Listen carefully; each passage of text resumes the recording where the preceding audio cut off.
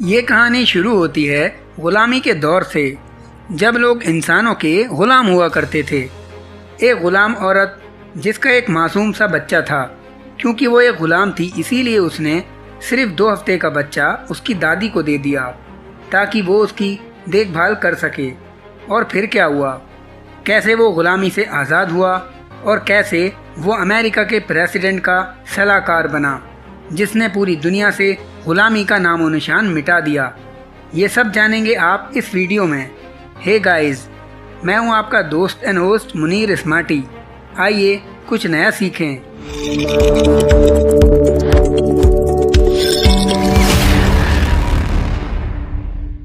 लड़का जब 6 साल का हुआ तो उसकी दादी उसे जानबूझकर बागान में ले जाने लगी ताकि वो वहाँ पर काम सीख सके। लेकिन बच्चे के लिए ये काफ़ी दुखदायक बात थी, क्योंकि उसके मासूम बचपन का हक उससे छीना जा रहा था। कुछ वक्त के बाद बच्चे को एक बढ़ई ने ख़रीद लिया और वो उससे लकड़ी का काम लेने लगा। आपको मालूम ही होगा कि उस वक्त गुलामों को पढ़ने की इजाज़त नहीं थी, लेकिन इसके बावजूद बढ़ई की बीवी ने उसे अंग्रेज़ी भाषा सिखानी शुरू कर दी। पर जल्द ही उसके पति को ये बात मालूम हो गई और उसने अपनी बीवी को मजबूर किया कि वह उसे पढ़ाना बंद कर दे। लेकिन तब तक उसके दिल में पढ़ने की लगन जाग चुकी थी। वो अपने पड़ोसी दोस्तों को अपने हिस्से का खाना देता और बदले में उनसे अंग्रेज़ी भाषा सीखने लगा। जैसे जैसे उसकी नॉलेज बढ़ती गई, वो अखबार और राजनीतिक किताबें भी पढ़ने लगा। और जितना ज़्यादा वो पढ़ता गया, उतना ही उसे अपने खिलाफ समाज में हो रहे अन्याय की जानकारी होने लगी। धीरे धीरे उसे समझ आ गया कि सामाजिक अन्याय और बुराइयों के खिलाफ लड़ने के लिए अपने समाज के लोगों को पढ़ाना बेहद ज़रूरी है।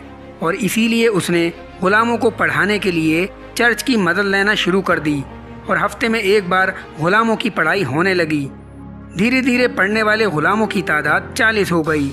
लेकिन ये सिस्टम ज़्यादा दिन तक नहीं चल सका, क्योंकि गुलामों के मालिक इस बात से खफा होने लगे और उन्होंने मिलकर गुलामों की ये क्लास बंद करा दी।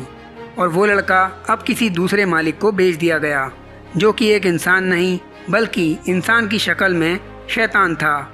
जो भी गुलाम उसकी बात नहीं मानता, वो उन्हें बुरी तरह से कोड़े मारता और फिर उसकी तकलीफ़ को देखकर खुश होता। हमारी कहानी का हीरो यानी वो लड़का कई महीने तक उसके कोड़े सहता रहा और एक दिन अपने मालिक के खिलाफ बगावत शुरू कर दी। 20 साल की उम्र में 2 बार कोशिश करने के बाद आखिरकार वो एक नाव चलाने वाले का रूप बदलकर उत्तर की दिशा में भाग गया और वहाँ जाकर अपने समाज में एजुकेशन यानी कि तालीम को बढ़ावा देने लगा। और इसके लिए वो गुलामों से मिलता और उनसे बात करता, उन्हें समझाता।